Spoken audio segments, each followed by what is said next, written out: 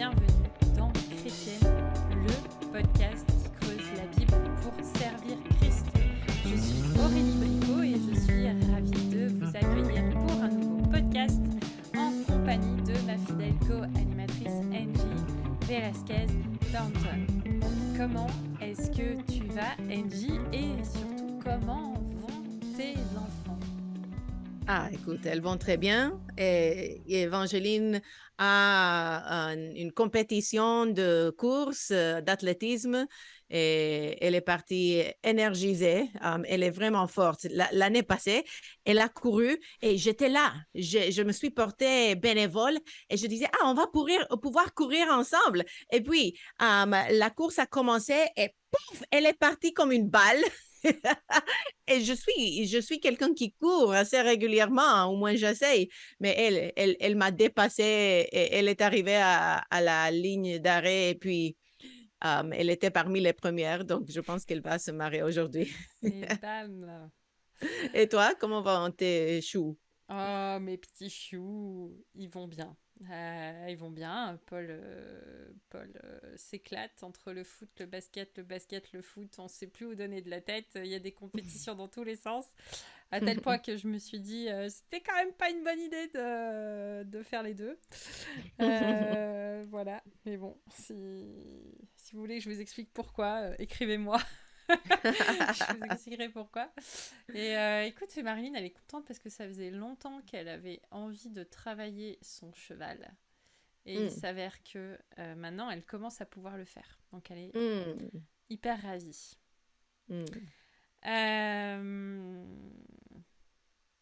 T'as eu la péridurale, toi, pour tes accouchements? Avec Isabella, ma fille aînée, on me l'a donné et ça n'a rien fait. Et on m'a donné aussi le pitocin qui augmente la proximité des contractions. Donc, j'avais une douleur affreuse, intermittente. Et quand ils m'ont donné l'épidurale qui n'a eu aucun effet, et puis ils m'ont donné le pitocin, c'était une douleur affreuse, incessante. Donc, c'était fou. Ok. Et toi? Non, je l'ai pas eu. Ni pour Oh, l'un, ni pour l'autre. wow. Est-ce Ouais, que je suis une guerrière. est-ce que tu es très nature, bio et tout ça? Alors, pas vraiment. Enfin, oui, mais pas à ce niveau-là. Uh-huh. Mais j'aime vraiment pas les aiguilles. Et voilà. Mais Mm. c'était drôle. Bref. On va voir ce que la Bible elle dit sur les accouchements avant Mhm. parce qu'on pourrait passer une heure à raconter nos accouchements respectifs. Ce Tout serait à fait. presque pas drôle. Ça risquerait de mettre mal à l'aise certains messieurs qui peut-être ont le courage d'écouter ce podcast. Alors pourquoi, Angie, est-ce que tu veux nous parler de tes accouchements? Bon, je veux parler de ce que la Bible en dit et ça revient à le petit résumé que j'ai donné la semaine passée, c'est que dans le cadre d'une formation pour femmes enseignantes de la Bible, nous avons approfondi le sujet de la théologie biblique en termes généraux pour trouver des fils conducteurs partout dans l'Écriture qui nous conduit à la mort et à la résurrection de Jésus-Christ. Et la semaine passée, on a parlé du mariage comme thème qui se voit partout dans l'Écriture. Et j'ai choisi avec les femmes de parler aussi un peu en profondeur de ce sujet parce que c'est partout, mais on ne le voit pas si on ne nous le mentionne pas. Donc, j'ai hâte de plonger dans cette étude pour nous aider. Et je pensais que oui, ça résonnerait chez les femmes, mais je pense que ça peut aussi aider nos frères et même les personnes qui ne sont pas mariées ou bien qui n'ont jamais accouché à voir combien cette image parle au cœur de l'humanité parce qu'elle se trouve dans toutes les cultures. Tout le monde peut s'en identifier. Donc, dans le fond, j'ai choisi ces deux thèmes parce que je suis convaincue qu'ils sont profondément bibliques. Et une fois qu'on les verra, on les reverra partout. Et comme nous l'avons fait avec le thème du mariage, nous considérons que le thème de l'accouchement doit se voir à travers les 4 étapes de l'histoire de la rédemption: la création, la chute, la rédemption et l'achèvement ou la nouvelle création. Et si vous demandez à n'importe quelle femme qui a donné naissance à un enfant, et comme tu disais tantôt, on pourrait toutes passer des heures à raconter tous les détails, comme si c'était hier, et comment tout s'est passé. Et lorsque nos enfants sont assez grands, nous aimons leur raconter ces histoires pour leur démontrer combien nous les aimons parce que nous avons supporté de telles douleurs pour les amener au monde. Ah ouais, moi je leur raconte pas hein, comment ça s'est Non? passé. Hein. Non, si je leur raconte, ils vont partir en courant, laisse tomber. Ils vont paniquer. En tout cas, mes filles aiment ça. Et ces histoires sont saisissantes. Et quand même, une chose qui est spéciale dans la Bible, c'est que nos premiers parents n'avaient pas de parents humains pour leur raconter une telle histoire. Car contrairement à tous les êtres humains depuis Adam et Ève, euh, ils ne sont pas nés bébés. Dieu les a créés en forme mature. Et je me pose la question, est-ce qu'ils avaient d'ombril? Nous devrons attendre d'être là à la nouvelle création pour le découvrir. Mais sérieusement, bien qu'ils ne soient pas nés, ils ont reçu le mandat de Genèse 1, verset 28, d'être féconds, de multiplier et de remplir la terre, en donnant naissance à des fils et des filles qui porteraient l'image de Dieu. Et bien que nous ne trouvions pas le récit d'une naissance humaine dans Genèse 1 et 2, Moïse dépeint plus tard la création du monde dans un langage vif similaire en Psaume 80, 10, versets 1 à 2. Prière de Moïse, homme de Dieu, Seigneur, tu as été pour nous un refuge de génération en génération, avant que les montagnes soient nées et que tu aies créé la terre et le monde, d'éternité en éternité tu es Dieu. Et probablement, tu as lu ce psaume à maintes reprises, et moi aussi. Mais l'autre nuit, j'avais l'insomnie et je l'ai relu et j'étais en train de me préparer pour un autre enseignement que je vais faire dans les psaumes, une formation.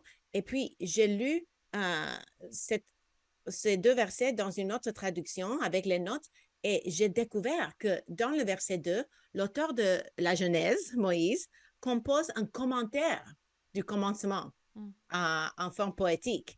Et en effet, en hébreu, ce verset dit littéralement, avant même que les montagnes soient nées et que tu aies donné naissance à la terre. Donc, Moïse brosse le portrait de Dieu lui-même en travail et du monde comme sa progéniture. Sauf qu'apparemment, il n'a pas eu besoin de péridurale. Et en 7 jours, c'était plié. Bref. Alors, l'accouchement à la chute, on continue d'avancer dans ces 4 étapes comme on l'a fait au précédent podcast. On voit qu'à la chute, quelques versets plus loin dans Genèse, le thème de l'enfantement est énoncé de manière très explicite. Genèse 3,16 dit ceci. Il dit à la femme, « J'augmenterai la souffrance de tes grossesses, et tu enfanteras avec douleur, et tes désirs se porteront vers ton mari, mais il dominera sur toi. » Dans ce jugement qu'il adresse à la femme, l'Éternel Dieu dit qu'il augmentera considérablement les douleurs de son accouchement. Les commentateurs pensent que cela fait référence à la fois à la détresse émotionnelle et physique. Le terme hébreu utilisé trouve aussi son parallèle dans l'oracle de jugement de Dieu contre l'homme, au verset 17, en référence à son pénible labeur dans les champs. Oui. Et pour toute personne qui a accouché, ce verset est fort. Et j'ai donné naissance, comme je disais, à mes 2 filles, sans épidurale. Et c'était brutal. Et pourtant, la beauté de la rédemption réside dans le fait qu'au milieu de cet oracle de jugement, la rédemption est promise. En verset 15 de Genèse chapitre 3, Dieu dit, « Je mettrai inimitié entre toi et la femme, entre ta postérité et sa postérité, en parlant au serpent. Celle-ci t'écrasera la tête et tu lui briseras le talon. » La femme donnera naissance à un fils qui écrasera la tête du serpent. De plus, alors que leur péché introduit la mort dans le monde, Adam et Ève ne meurent pas instantanément. Encore de la grâce. Au contraire, Dieu verse le sang d'un substitut afin de couvrir leur nudité et leur honte et leur permet de continuer à accoucher d'enfants avec l'espoir qu'un de ses enfants viendra accomplir la promesse de Genèse 3,15. Dans la Genèse, on a aussi plusieurs généalogies qui sont inscrites dans les chapitres suivants. Nous lisons des choses qui parfois sont tellement longues qu'on n'a qu'une envie, c'est de tourner les pages et de se dire non mais ça c'est pas intéressant, machin qui engendra. Mais elle nous montre aussi qu'à travers la naissance de chacun de ces hommes d'autrefois, il y a la miséricorde de Dieu à chaque génération. Et lorsque nous rencontrons Abraham, Isaac et Jacob, on voit le thème de l'accouchement une fois de plus, mais de façon négative, parce que les femmes sont stériles. Et lorsque Dieu intervient et ouvre l'opportunité de pouvoir donner la vie, les Écritures montrent que les femmes le font non à la suite d'efforts humains, parce qu'à l'époque, les FIV n'existaient pas, mais grâce à une intervention divine, quoi qu'il arrive. Et aujourd'hui encore, les interventions divines ne sont finalement peut-être que le seul moyen de donner la vie. Oui. Et si nous continuons dans le livre d'Exode, ce que nous observons que Dieu fait des individus, pour des individus dans la Genèse, il fait pour les patriarches.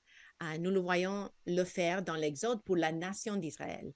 Et la plupart d'entre nous se souviennent que le livre de l'Exode s'ouvre sur l'histoire de Shipra et Puah, deux sages-femmes courageuses qui sauvent le peuple d'Israël du génocide du Pharaon.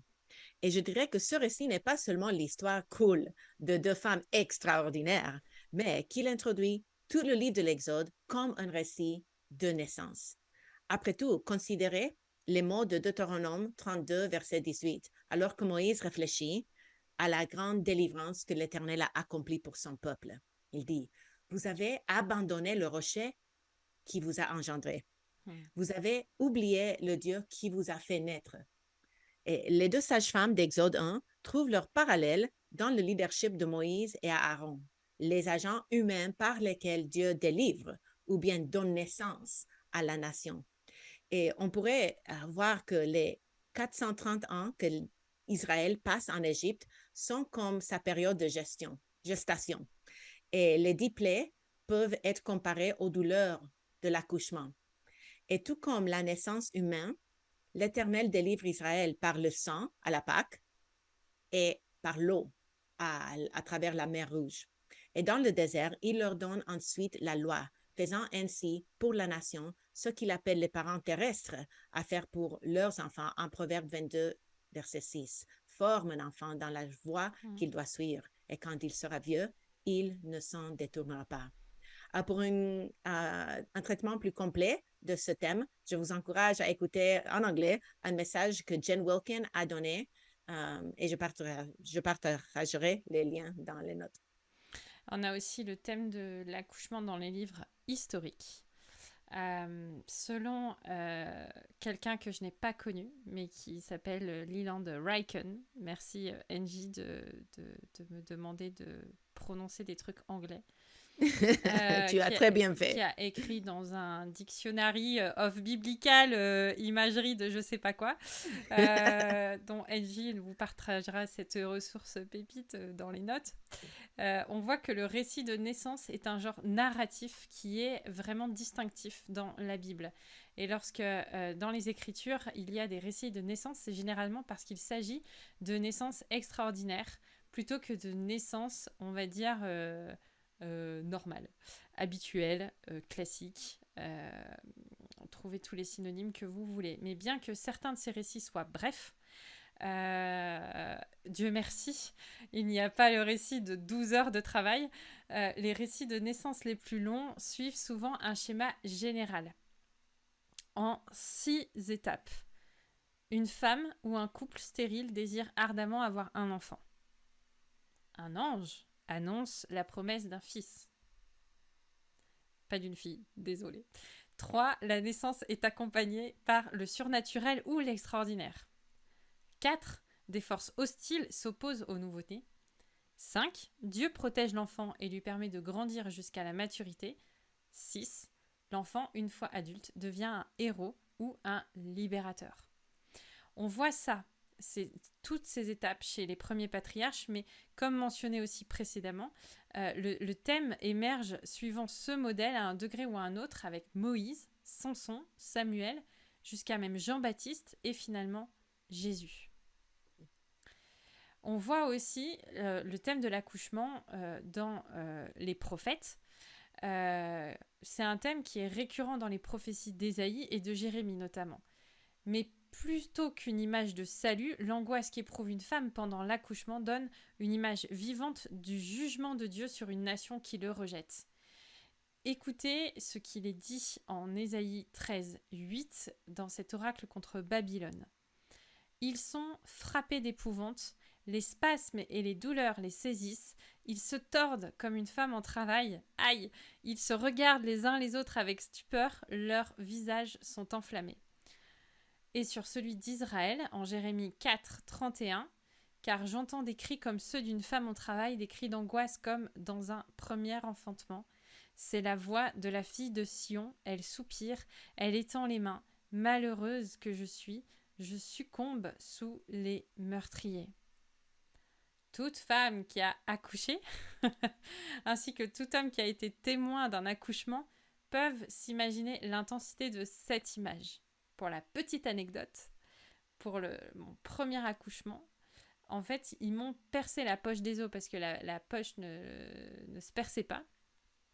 Et juste avant de le faire, ils ont dit à Sylvain, sortez, allez faire un petit tour, allez vous promener, on va s'occuper de votre femme.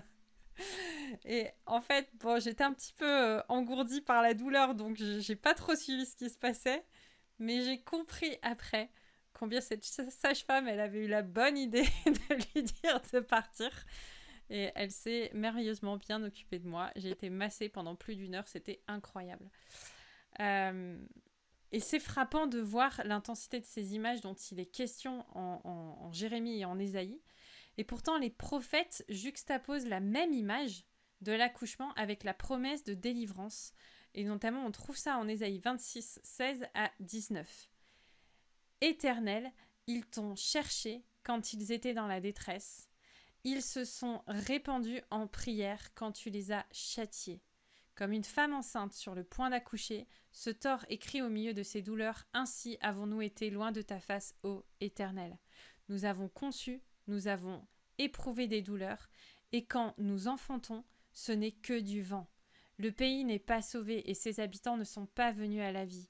Que tes morts revivent, que mes cadavres se relèvent. Réveillez-vous et tressaillez de joie, habitants de la poussière, car ta rosée est une rosée vivifiante, et la terre redonnera le jour aux morts.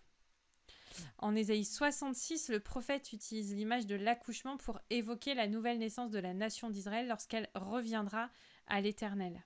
Il dit ceci. Avant d'éprouver les douleurs, elle a enfanté. Avant que les souffrances lui viennent, elle a donné naissance à un fils. Qui a jamais entendu pareille chose? Qui a jamais vu rien de semblable? Un pays peut-il naître en un jour? Une nation est-elle enfantée d'un seul coup? À peine en travail, Sion a enfanté ses fils. Ouvrirai-je le sein maternel pour ne pas laisser enfanter, dit l'Éternel? Mais qui fait naître? Empêcherai-je d'enfanter, dit ton Dieu. Réjouissez-vous avec Jérusalem. Faites d'elle le sujet de votre allégresse, vous tous qui l'aimez.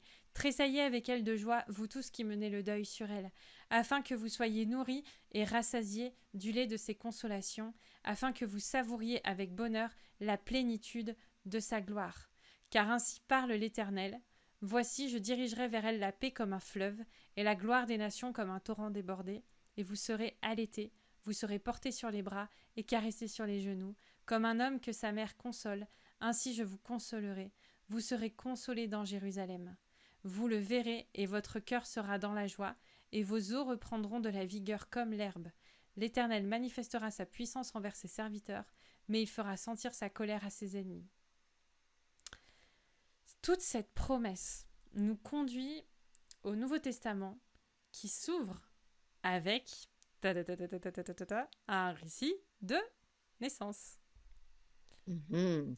Et la vie de Christ, telle qu'elle est racontée par Matthieu et Luc, s'ouvre sur un récit de naissance spectaculaire. La conception de Jésus par Marie est bien sûr la plus unique et la plus surnaturelle de toutes. Et le récit de sa naissance est le plus élaboré de la Bible. Et je remarquais récemment que la naissance de Jean-Baptiste et la naissance de Jésus, elles comme, viennent ensemble.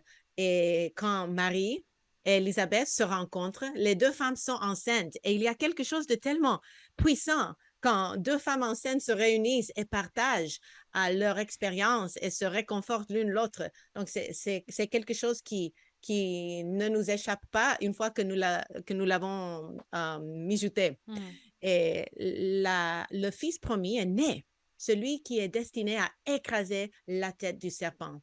Et la réalité physique ne tarde pas à se transformer en réalité spirituelle parce que Jésus utilise l'imagerie de l'accouchement pour décrire à Nicodème la nature de la naissance spirituelle, du salut. Il faut que tu naisses de nouveau, il dit en Jean 3,7. La nature même de notre salut est résumée dans l'image de l'accouchement. Et dans son discours de la chambre haute, Jésus utilise l'image d'une femme en travail, en train d'accoucher, pour décrire la tristesse que ses disciples ressentiront à son départ. Et il ajoute que la joie qu'une mère éprouve lorsqu'elle tient son nouveau-né dans ses bras sera la leur à l'avènement de son royaume. Et Jésus cite dans ce passage Ésaïe 66 que tu viens de nous lire. Et dans les épîtres, Paul emploie aussi ce thème de l'accouchement, cette imagerie, pour parler de son amour tendre, son affection profonde pour ses enfants spirituels. Il dit en Galates 4, verset 19, « Mes enfants, je subis de nouveau les douleurs de l'enfantement jusqu'à ce que Christ soit formé en vous. » Et avant de passer à la quatrième étape de l'histoire de la rédemption, je ne peux pas passer sans aborder un verset épineux. Et ça se trouve en 1 Timothée 2,15, où il dit « Elle sera néanmoins sauvée en devenant mère, si elle persévère avec modestie dans la foi, dans l'amour et dans la sainteté. » Qu'est-ce que cela peut signifier? C'est un nœud difficile à démêler. J'ai dû lire près d'une dizaine de commentaires, une douzaine de dictionnaires bibliques et commentaires pour préparer cette partie de notre étude. Et selon un commentateur, ou plus d'un, les faux enseignants d'Éphèse minimisaient ou dénigraient le mariage et la vie domestique. Paul s'adresse donc à un besoin particulier de ses auditeurs. Il voulait, dans un certain sens, dire « Mariez-vous, ayez des enfants, aimez-vous bien les uns les autres. » Mais il ne promet pas que faire des bébés sauve les femmes. Sinon, toute femme qui a porté un enfant au monde serait qualifiée. Et il ne dit pas non plus que les femmes non mariées et sans enfants sont exemptes du royaume, bien évidemment, puisque ailleurs, Paul préconise le célibat comme étant supérieur à 1 Corinthiens 7. Et c'est important à se rappeler de cela parce que parfois dans nos églises, on parle du mariage et de la parentalité comme si c'était le summum de la vie chrétienne pour une femme et que tout autre appel est inférieur. Et nous devons mettre cela en équilibre parce qu'en 1 Corinthiens 7, Paul dit tout le contraire de ce stéréotype qui parfois prend place dans nos églises. Mais revenons à ce passage, c'est aussi à un niveau fondamental, une telle interprétation nierait l'un des principes de base de notre foi que nous avons vu au mois d'octobre, au début novembre, sola fide. C'est par la foi seule que nous sommes sauvés, non par les œuvres, que personne ne puisse se vanter. Donc, ce verset ici, en 1 Timothée 2, veut dire plutôt que les œuvres sont la preuve que l'on a été sauvé, le fruit extérieur par lequel nous pouvons évaluer quelqu'un. Et dans ce contexte, dans des circonstances normales, une femme pieuse se mariera, aura des enfants et persévérera dans la foi, l'amour et la sainteté avec maîtrise de soi.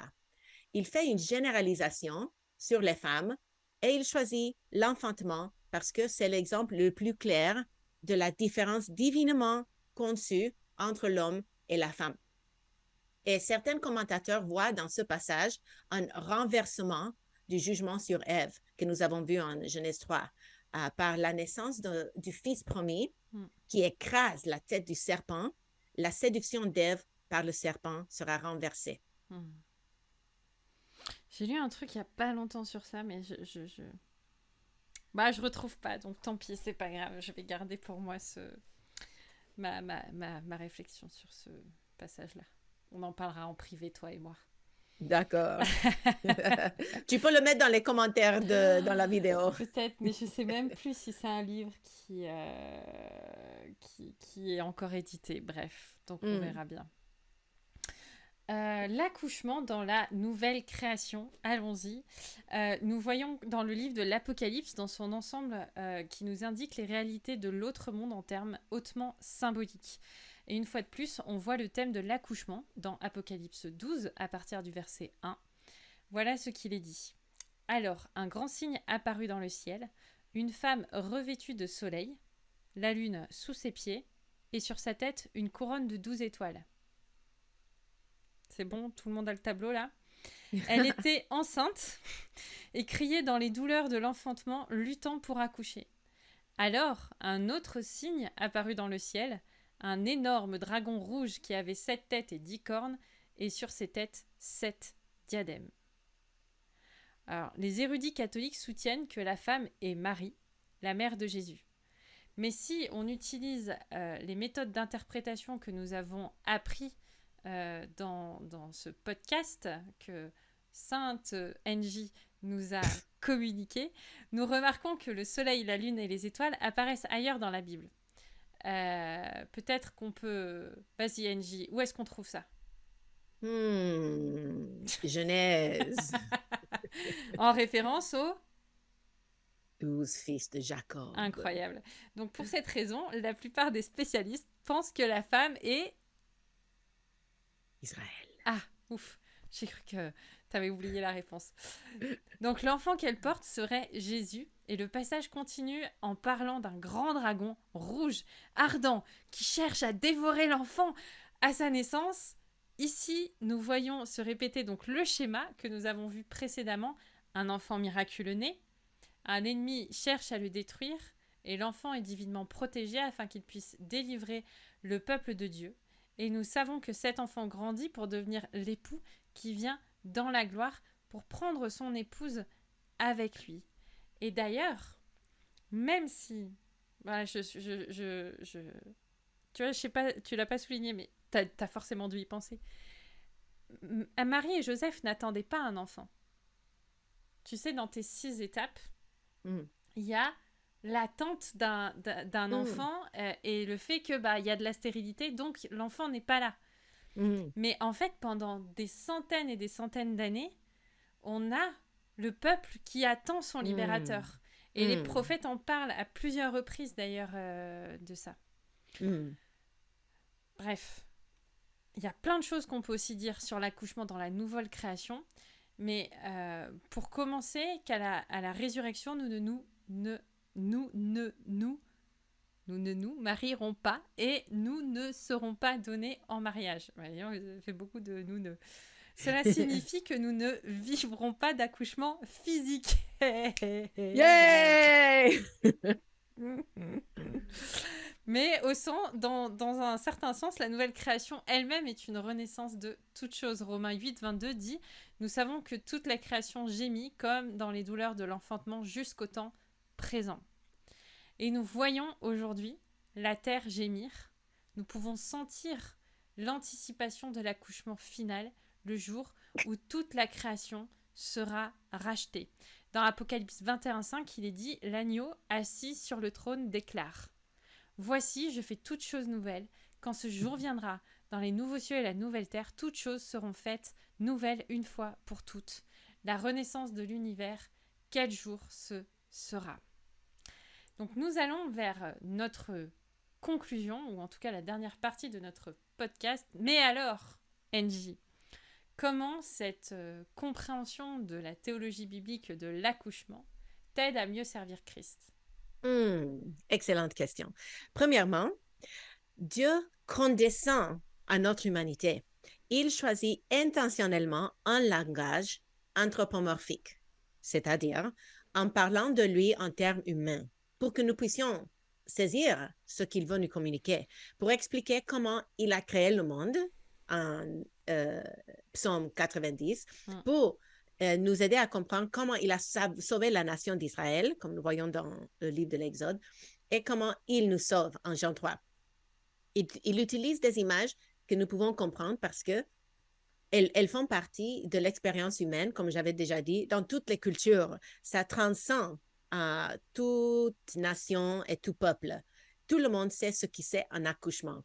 C'est en soi un acte de grâce de Dieu qui nous révèle ainsi un mystère qui dépasse notre compréhension humaine.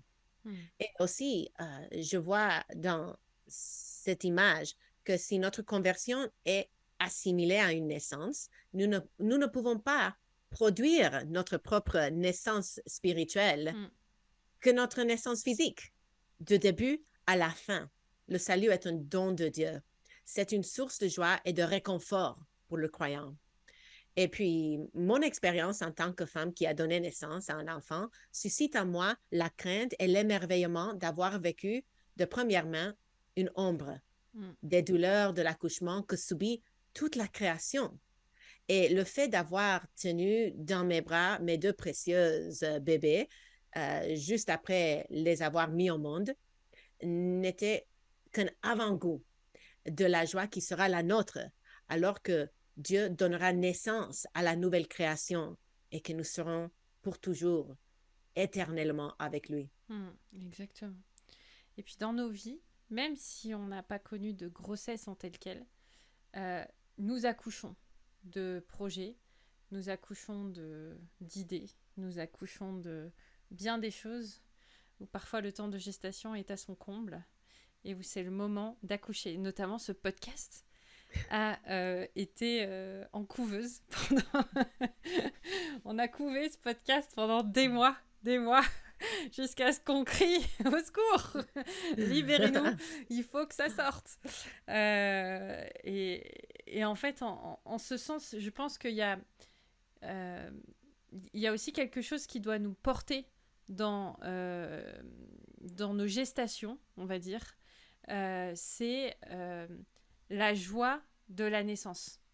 À un moment donné, au temps que Dieu aura fixé, les choses viendront et les choses seront en place. Donc, si vous êtes enceinte de votre 8e mois et que vous nous écoutez, sachez que bientôt, la délivrance est proche. Voilà. Donc, continuez à faire votre préparation à l'accouchement, continuez de faire ce qu'il faut. Détendez-vous, profitez d'avoir des nuits où ça crie pas. Et voilà. Mais bon, je suppose que toi aussi, tu dois pas connaître la blague parce qu'en fait, c'est une humoriste qui, en France, qui a fait des sketchs sur ça et qui expliquait que normalement, les femmes à la sortie de la maternité, elles signaient une charte, tu sais, pour raconter à personne en fait comment ça se passe vraiment concrètement un accouchement. Donc voilà, j'espère que vous n'êtes pas déçus parce qu'on n'a pas parlé d'épisiotomie. On n'a pas parlé de placenta, ni de don de placenta d'ailleurs. On n'a pas parlé de d'évergeture non plus. On n'a pas parlé d'allaitement. Peut-être que tu nous feras un podcast sur la théologie biblique de l'allaitement, qui sait. On ne sait jamais. Voilà. Ah oui, parce qu'on a besoin de lait et de la nourriture solide, tout ça.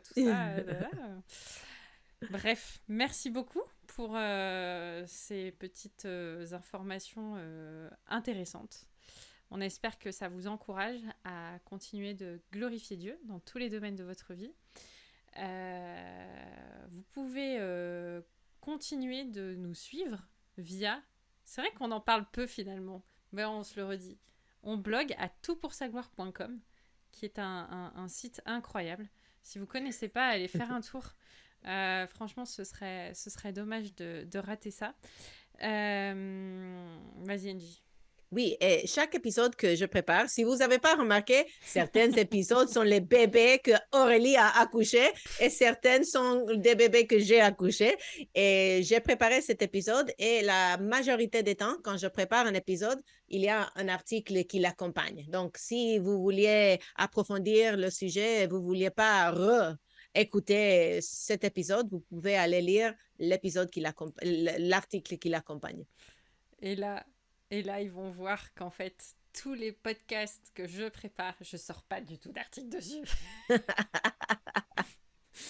Et oui, voilà, on a chacune des vies différentes. Et Angie, elle aime beaucoup dire plein de choses. Voilà, je suis un petit peu moins bavarde qu'elle. Bref, voilà, vous pouvez commenter, liker ce podcast, mettre 5 étoiles sur Apple Podcast.